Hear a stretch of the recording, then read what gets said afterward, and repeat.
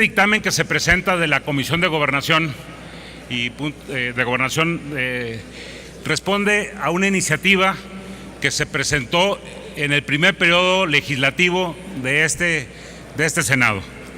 El dictamen se construyó hace casi un año. Desde entonces manifesté mi oposición a esta propuesta.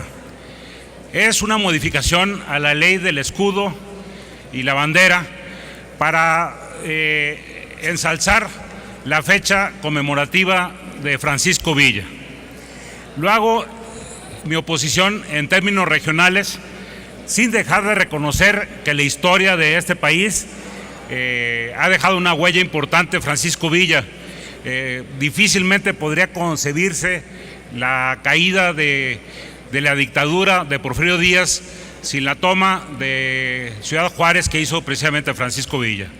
Pero también Francisco Villa es objeto de muchísimas acciones que son verdaderamente deplorables.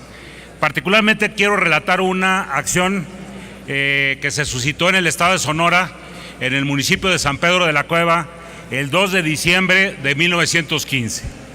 Francisco Villa se había internado en Sonora y se dirige a atacar la localidad de Agua Prieta. En Agua Prieta la defendía Plutarco Elías Calles y el teniente Lázaro Cárdenas. Llega Francisco Villa y es sorprendido por los defensores, quienes le infringen una fuerte derrota. Entonces decide bajar a tomar Hermosillo, y en Hermosillo Manuel M. Diegues también le propina una sonada derrota que le cambia el ánimo y el humor, y decide regresar a Chihuahua por la parte de la sierra.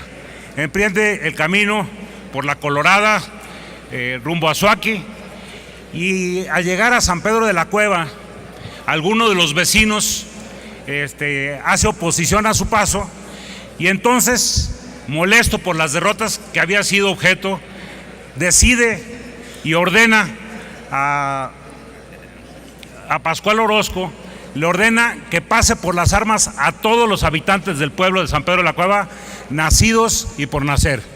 Tanto Orozco como el general Bracamontes lo convencen de que no asesine a los niños, y finalmente también logran salvar a algunas de las mujeres.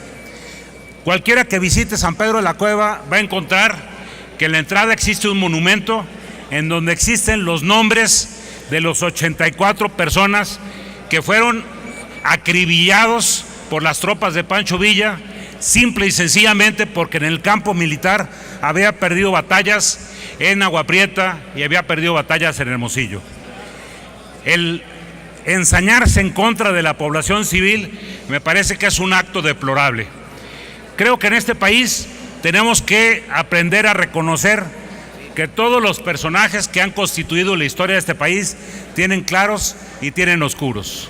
Pero cuando los oscuros de esos personajes, y no es el único incidente, es el incidente más importante que ocurrió en Sonora, hay después de la toma de Zacatecas también incidentes verdaderamente grotescos de saña con la que actuó este personaje. Me parece que no podemos modificar la ley de la bandera y el escudo nacional para honrar un personaje que por el dolor de una derrota o de dos derrotas ordena masacrar a toda la población de un municipio del interior del estado de Sonora, San Pedro de la Cueva.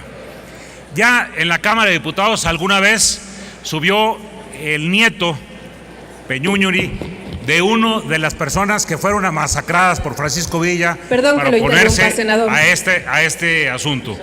Creo que es importante. Sí. Ruego a la Asamblea guardar el debido respeto al orador. Senador de Médicis, ¿con qué objeto? Solo para hacerle una pregunta al compañero senador, si usted considera que Francisco Villa, a partir de las acciones que realizó a favor de la patria, usted lo considera un héroe nacional. Lo he dicho aquí, gracias por su pregunta, señor senador.